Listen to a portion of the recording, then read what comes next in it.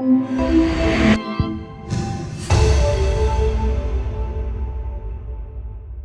buenas tardes con todos y todas, estimada doctora Cristina del Mastro, vicerrectora académica, estimada doctora Diana Revilla, decana de la Facultad de Educación, estimada doctora Luzmila Mendívil, jefa del departamento, queridas colegas, queridos colegas, estimados y queridísimos alumnos y alumnas.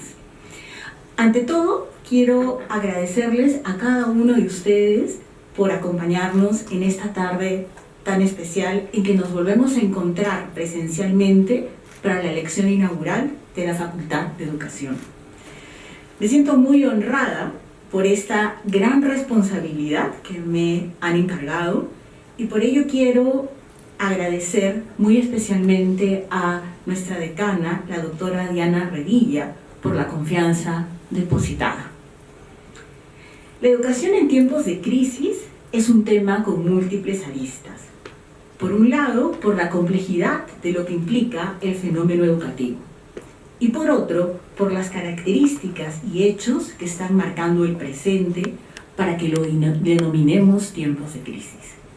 Voy a tratar de presentar primero un panorama de estos tiempos de crisis para luego centrarme en aquello que me parece una tarea central de los educadores y educadoras en ellos que nos dedicamos a lo educativo, especialmente a la formación inicial docente.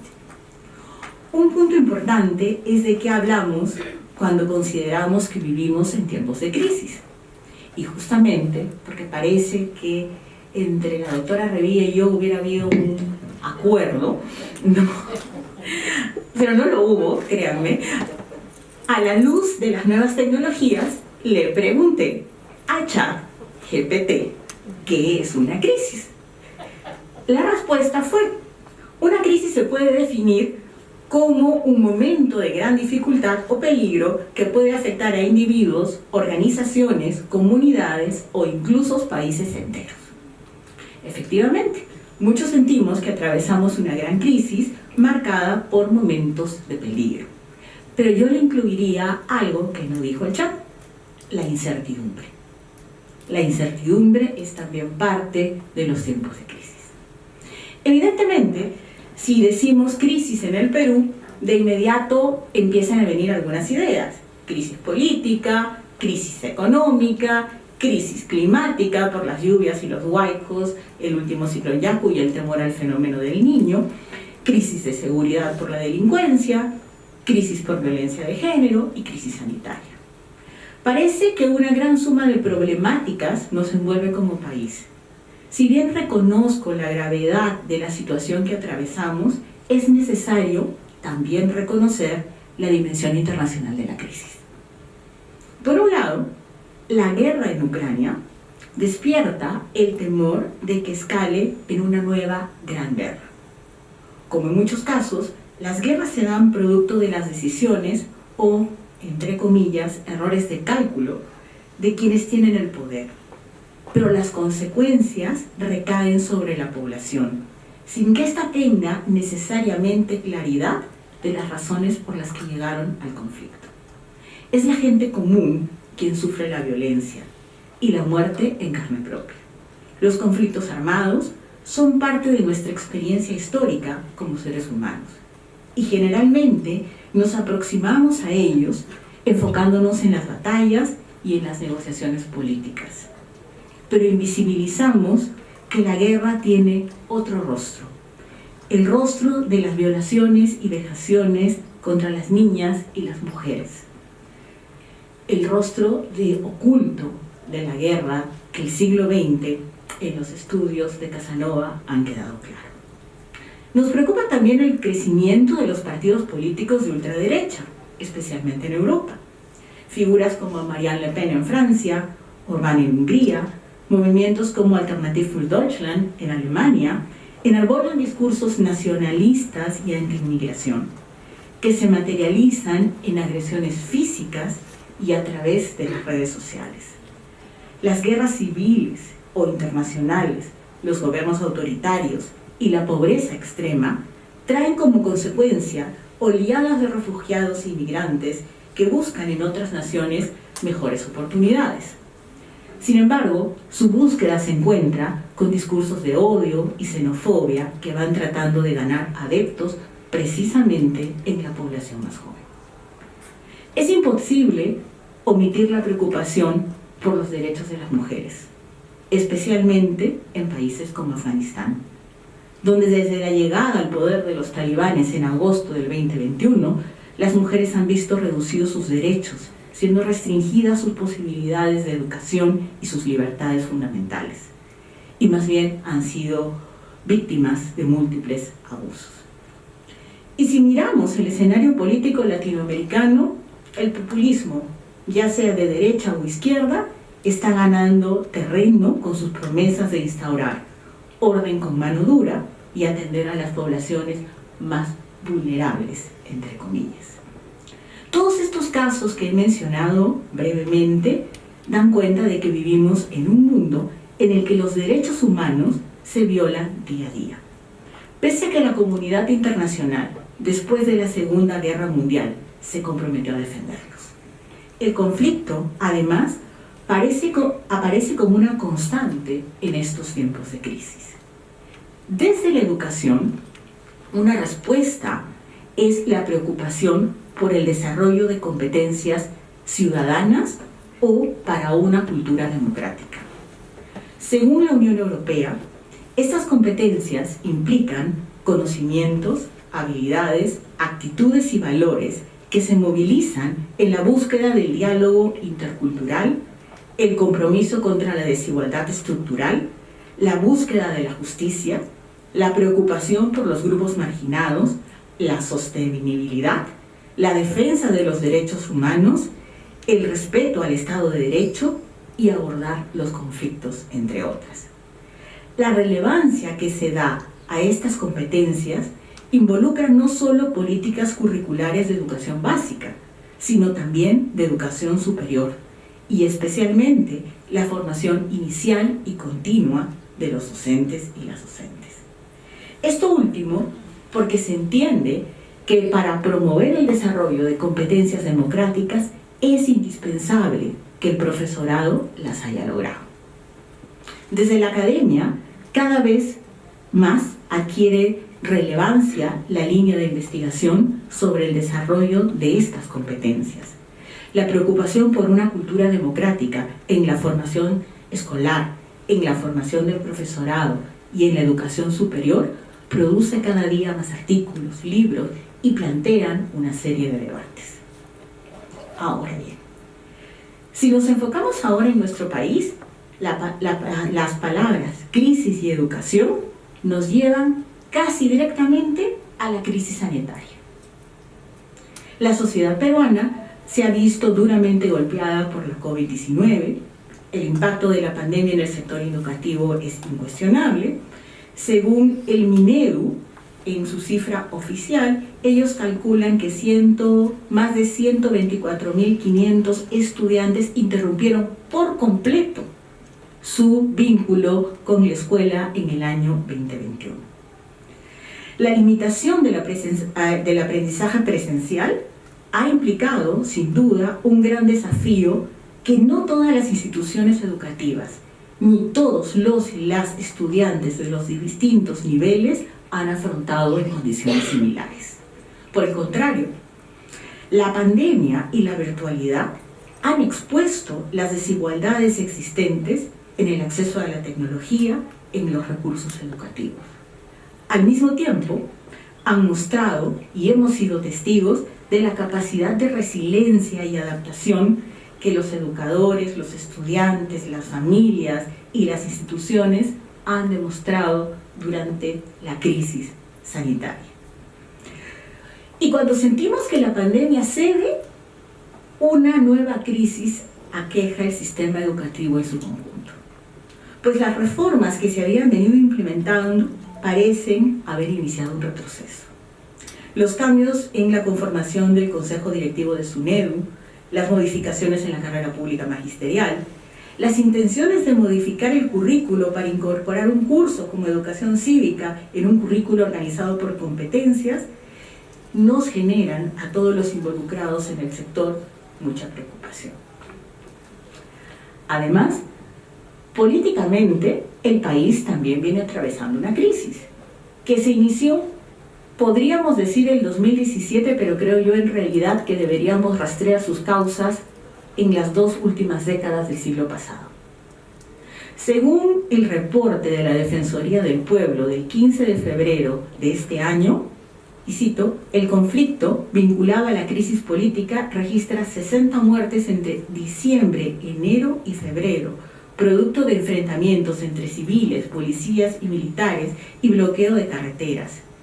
Además de 1.261 acciones colectivas de protesta. La forma como se ha desenvuelto la crisis política, las zonas en las que se han concentrado las protestas, las personas que han sido las principales víctimas de la represión policial y las Fuerzas Armadas, y los discursos que descalifican a quienes protestan por razones étnicas o con argumentos raciales, deben cuestionarnos como sociedad y como educadores. Encontrar en las noticias un titular que dice que en Ayacucho Jonathan Alarcón Galindo, de 19 años, se convirtió en la víctima número 10 de los enfrentamientos entre manifestantes y miembros del ejército ocurrido el 15 de diciembre, debería motivarnos a reflexionar cuánto hemos aprendido de nuestro pasado reciente, de la violencia de las décadas de los 80 y los 90. La Comisión de la Verdad y Reconciliación, el 2003, hace 20 años, señalaba en la introducción de su informe: la reconciliación no puede consistir simplemente en restablecer la relación originaria, pues ella fue en cierto modo el caldo de cultivo del proceso perverso que condujo a su destrucción. Debemos extraer lecciones de la experiencia vivida. Una vez reconocida nuestra responsabilidad colectiva, y fíjense, esto es importante, debemos empeñarnos en corregir y replantear las condiciones básicas de nuestra convivencia. La reconciliación debe consistir, por eso, en una refundación de los vínculos fundamentales, instaurando una nueva relación cualitativamente distinta entre peruanos y peruanas. Si no se establece una sociedad verdaderamente pacífica, libre y justa, corremos el riesgo de retornar a las situaciones precarias de equilibrio que desataron el proceso violento del que queremos salir. Sin decir. La CBR agrega que para que la sociedad peruana salga de esta crisis interna es fundamental instaurar nuevas relaciones que corrijan la discriminación social, económica, racial, cultural y de género, y cualquier otra forma de postergación. Relaciones que hagan posible la refundación del acuerdo social entre todos.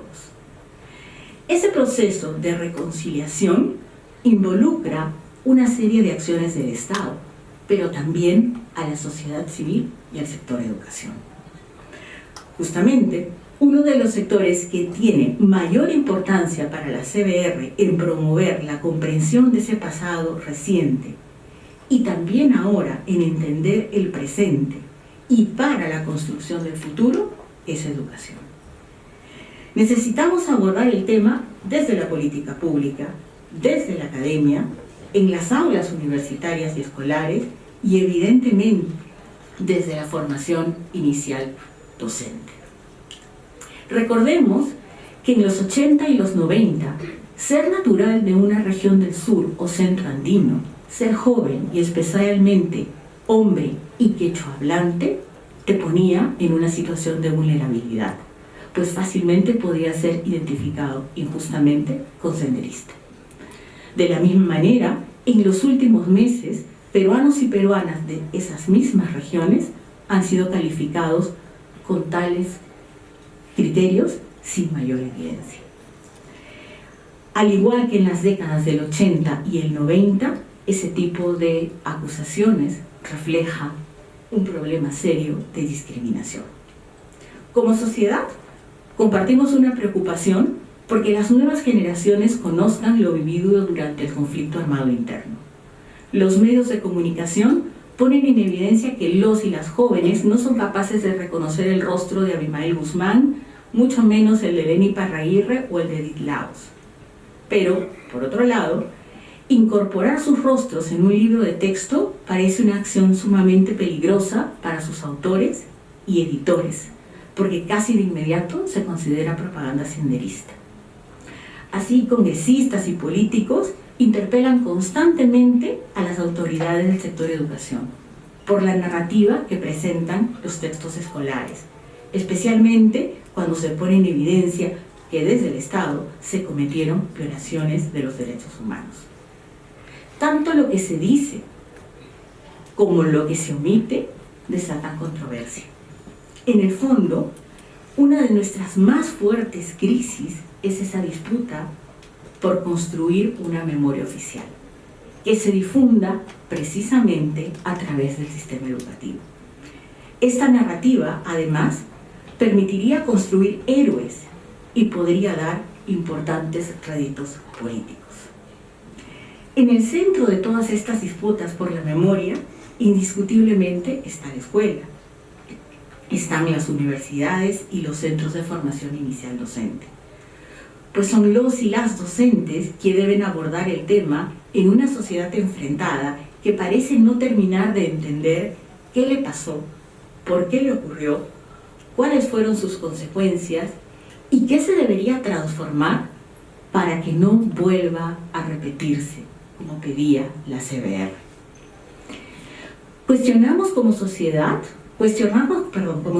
sobre las causas que derivaron en uno de los procesos más críticos de nuestra historia y sobre por qué las poblaciones quechohablantes fueron las principales víctimas, pareciera ser una tarea que no estamos muy dispuestos a emprender como sociedad. Menos aún, preguntarnos cómo la raíz de ese conflicto armado interno sigue manifestándose hoy diariamente. El impacto de la pandemia, la falta de conectividad y de recursos para seguir una clase virtual, el impacto de las lluvias sobre viviendas precarias, el estallido social de estos meses y los discursos en torno a la crisis política nos muestra que hay peruanos y peruanas cuyos derechos son fácilmente vulnerables.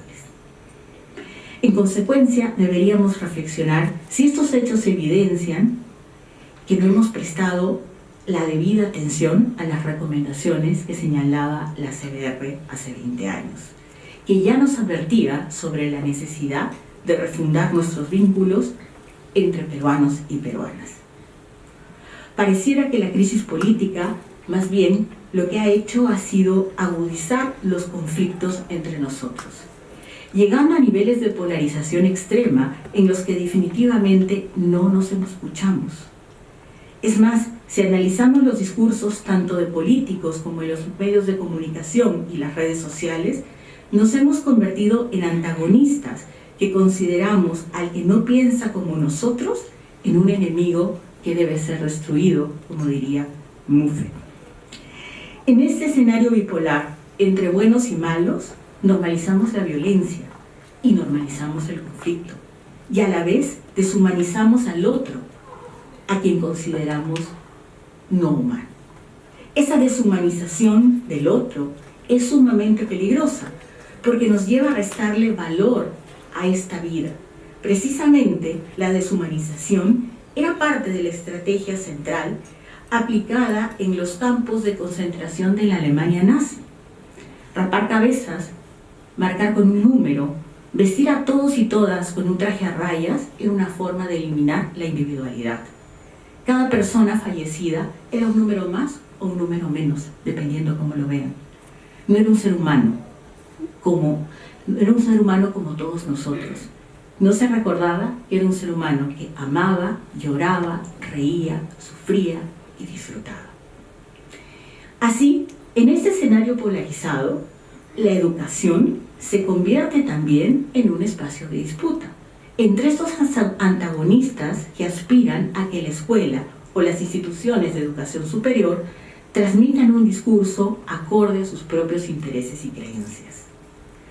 El análisis, el pensamiento crítico, la capacidad de discrepar se ponen de lado frente a un absoluto convencimiento que existe una sola interpretación de la realidad. Así se espera que el maestro o la maestra se encargue, entre comillas, de orientar a sus alumnos hacia esa interpretación.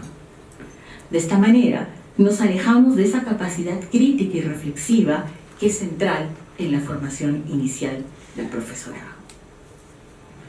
Además, se pierde de vista la esencia de la propuesta de la educación para la ciudadanía y las competencias democráticas, que la escuela misma debe promover. Se termina por desconocer la perspectiva holística de la educación, que considera que el desarrollo humano no se limita al ámbito cognitivo, sino que abarca también aspectos emocionales, sociales y éticos. Si bien el panorama parece sombrío, como señaló Cristina, quiero retomar el concepto de crisis, pero ahora desde otra perspectiva, y ya no del chat, desde la historia, porque no la puedo dejar. Una crisis implica un momento de cambio o transición, en el que se produce una situación de inestabilidad y se cuestiona el status quo, pero que también puede convertirse en un catalizador para el cambio y para la innovación. Por lo tanto, las crisis pueden convertirse en una gran oportunidad. Las crisis históricas han sido momentos en los que se ha puesto a prueba la capacidad de las sociedades para adaptarse a los cambios y encontrar soluciones a sus desafíos. En ese sentido, como comunidad educativa, necesitamos mirar hacia el futuro con determinación para abordar esos cuestionamientos que nos planteó la Comisión de la Verdad y Reconciliación y construir esos nuevos vínculos fundamentales para la sociedad peruana. Voy a tratar de proponer aquí algunas ideas que he tratado de sintetizar en 5 grandes desafíos que en tiempos de crisis para mí nos abordan aquellos que trabajamos en educación, que evidentemente no son los únicos. Es valorar y reconocer la diversidad de nuestro país. Como propone el Proyecto Educativo Nacional al 2036, y cito, no hemos construido una vida cotidiana en la que esa diversidad cultural sea consistentemente reconocida como una fuente de riqueza y por lo mismo sea valorada por todas las personas. Al contrario, la no pertenencia a la cultura dominante ha sido fuente de desventaja social y menosprecio. Ello implica la valoración, ello implica la valoración y el reconocimiento de todos y cada uno de nosotros. Para la construcción de una sociedad más democrática, equitativa e inclusiva, es urgente abrir las posibilidades a un diálogo intercultural, el cual no será fácil, porque nosotros, como señala Nagel, podríamos describir nuestra sociedad como una sociedad profundamente dividida por dos tipos de conflicto.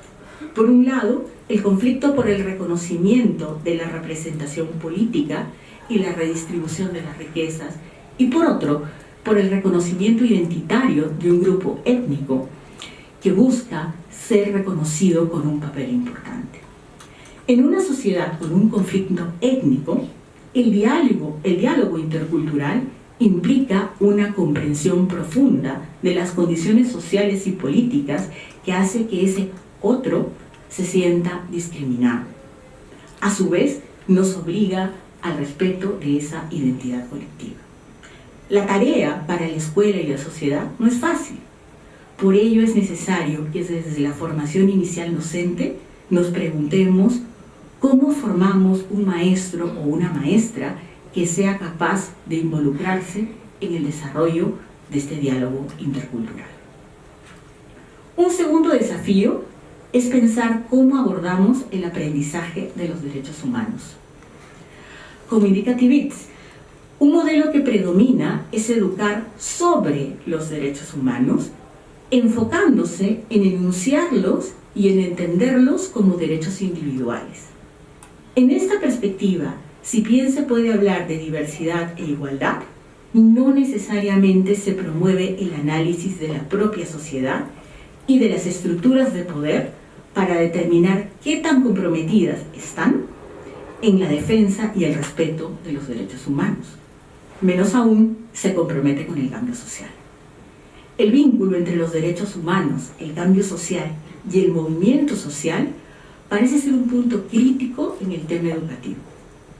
Para Ross, la educación en derechos humanos debería propiciar que los y las estudiantes sean agentes que desarrollen una conciencia crítica sobre estos, comprometiéndose con la transformación de su sociedad, lo cual implica, a su vez, que el profesorado también haya desarrollado esta conciencia crítica y este compromiso con el cambio social, y cuente con estrategias y recursos para promover la agencia de sus propios estudiantes.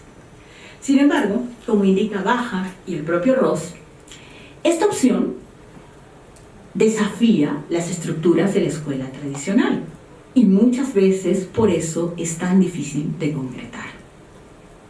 Asimismo, el logro de los derechos humanos históricamente ha estado y continúa estando muy vinculado al movimiento social.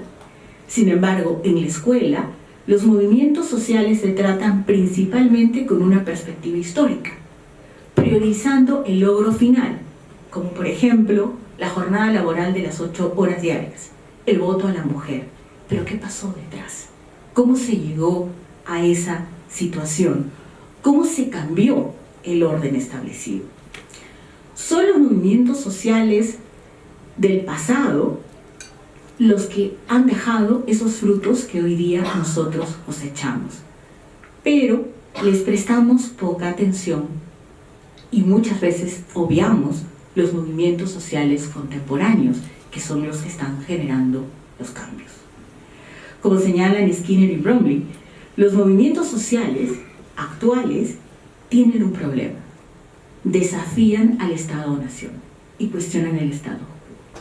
Por lo tanto, pueden ser muy difíciles de discutir y analizar. No obstante, son la base misma de la protección de los derechos. De esta manera, considero yo que la formación inicial docente necesita pensarse en el marco de una educación en derechos humanos, desde una perspectiva crítica e incorporando el análisis de los movimientos sociales y su capacidad de transformar las estructuras. Un tercer desafío es cómo abordar el conflicto.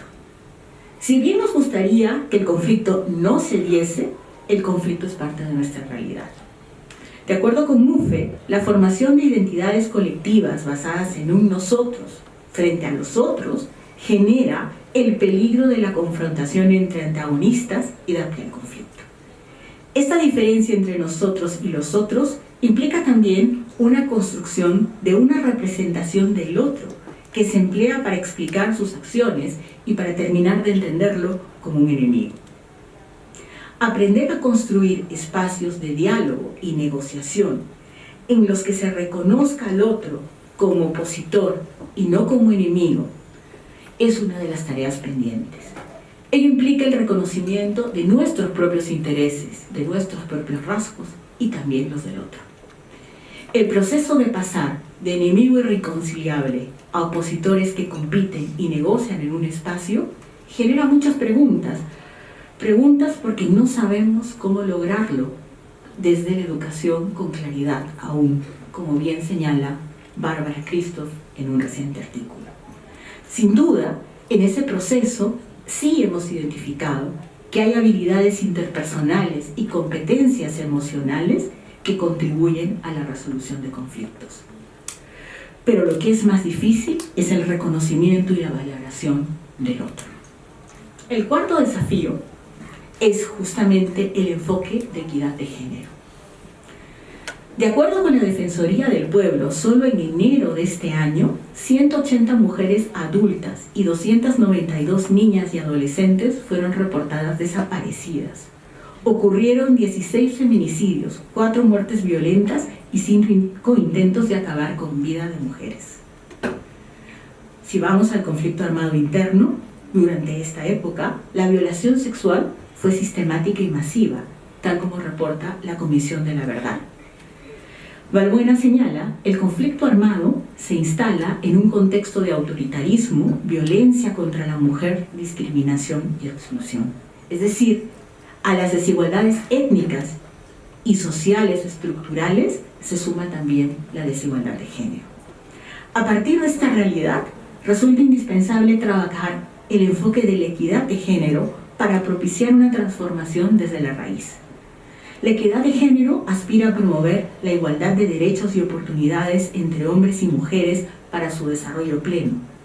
Para lograrlo, la escuela tiene un rol fundamental, porque no solo forma a las nuevas generaciones, sino que tiene el potencial de proyectarse sobre las familias y la comunidad.